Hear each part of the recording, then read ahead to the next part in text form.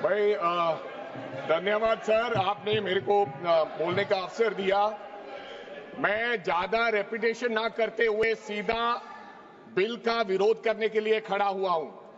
मैंने आज देश के गृह मंत्री का अच्छे तरीके से भाषण सुना और उन्होंने बार बार एक ही बार को 2-3 बातों को ज्यादा जोर दिया। एक तो उन्होंने कहा कि विरोधी दल भ्रम फैला रहे हैं, मुसलमानों के बीच डर फैला रहे हैं। ये हमने फैलाया हुआ डर नहीं है। जब देश के मुसलमान को लगा कि देश में बीजेपी में 240 संसदों में एक भी मुसलमान सांसद नहीं है, हमारे लिए जगह नहीं है, तो वो डरने लगा। जब आपने कब्रिस्तान की बात की, आपने शमशान घाट की बात की, तो वो डरने लगा। जब गोधरा हुआ, जब मुजफ्फरनगर हुआ, जब दिल्ली हुआ, जब हरियाणा मेवात में दंगे हुए, तो देश का मुसलमान डरने लगा। और फिर क्या कहा गृह मंत्री साहब ने? आज गृह मंत्री साहब ने कहा कि 2013 का बिल अगर नहीं आता, यूपीए नहीं लेकर आती, तो आज इस बिल की जरूरत नहीं थी। क्यों बिल लाए? क्योंकि आपको पता चल गया कि देश का मुसलमान हमारा साथ नहीं दे रहा। हमने हथकंडे अपना लिए, हमने आरएसएस की नीति अपना ली, हमने डंडा अपना लिया, दंगे हो गए, लेकिन मुसलमान हमारे साथ आने के लिए तैयार नहीं है।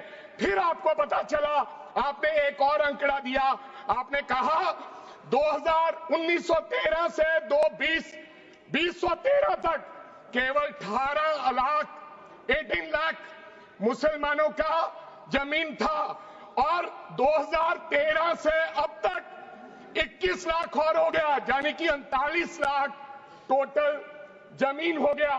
तो आपको किसी ने समझाया मुसलमान को अगर आपके बस में करना है, ये आरएसएस की नीति नहीं अपनाएगा जितनी देर आप इनकी सांस प्रणाली बंद नहीं करोगे। अगर वक्फ बोर्ड नहीं छीनोगे, अगर जमीनें नहीं छीनोगे, तब तक मुसलमान आपके सामने झुकने वाला नहीं है। जैसा आपने पंजाब में करने की कोशिश की, किसान झुका नहीं, पंजाब के लोग नहीं झुके, सिख नहीं झुके, तो आपने एमएसपी का झगड़ा आज तक डाला हुआ है कि किसान की सांस प्रणाली बंद कर दो तो पंजाब अपने आप झुक जाएगा। आर्थिक जब झुक जाएगा तो हमारी ईन मान लेगा और हमारे साथ आ जाएगा। आदरणीय सर, आपने बार बार कहा, आज गृह मंत्री साहब ने कहा गवर्नमेंट प्रॉपर्टी पर किसी का अधिकार नहीं है, पंचायत की जमीन कोई दान नहीं दे सकता है। मैं आपको इसके पीछे लोचा क्या है, इसके पीछे छुपा हुआ राज क्या है? 1947 में जब बंटवारा हुआ था, 47 से लेकर 1954 तक सारी प्रॉपर्टी गवर्नमेंट के नाम हो गई थी। उसके बाद 1954 में एक्ट बना, तो वो एक्ट में सर्वे हुआ 1961 टू 1970। सर्वे किसने किया? कलेक्टर ने। अगर पंजाब की, हरियाणा की, हिमाचल की बात करूं तो डिविजनल कमिश्नर अंबाला बैठते थे, उन्होंने सर्वे किया, तहसीलदारों ने सर्वे किया, तो वक्फ बोर्ड को यह जमीन देने का काम किया। अब क्या हो गया? जैसे राहुल गांधी कर्नाटक में भाषण देते हैं, गुजरात में मुकदमा दर्ज होता है, सजा हो गई। गवर्नमेंट की प्रॉपर्टी तो 1947 और 1954 में तो सारी प्रॉपर्टीज गवर्नमेंट की थी।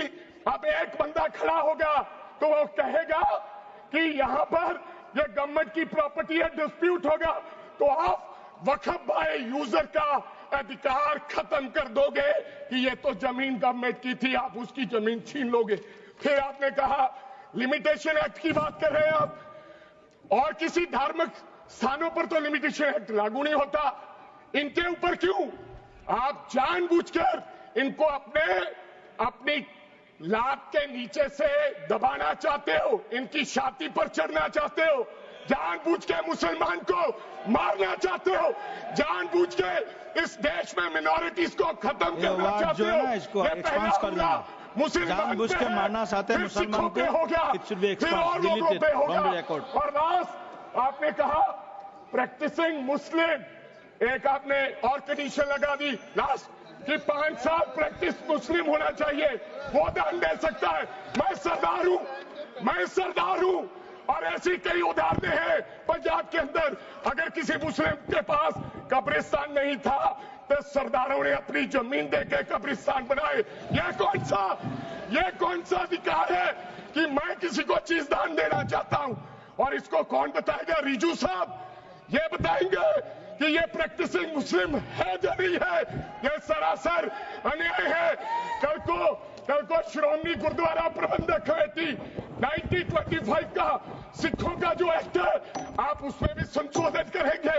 आपको लगता है पहले मुस्लिम मारेंगे, फिर सिख मारेंगे, फिर क्रिश्चियन मारेंगे?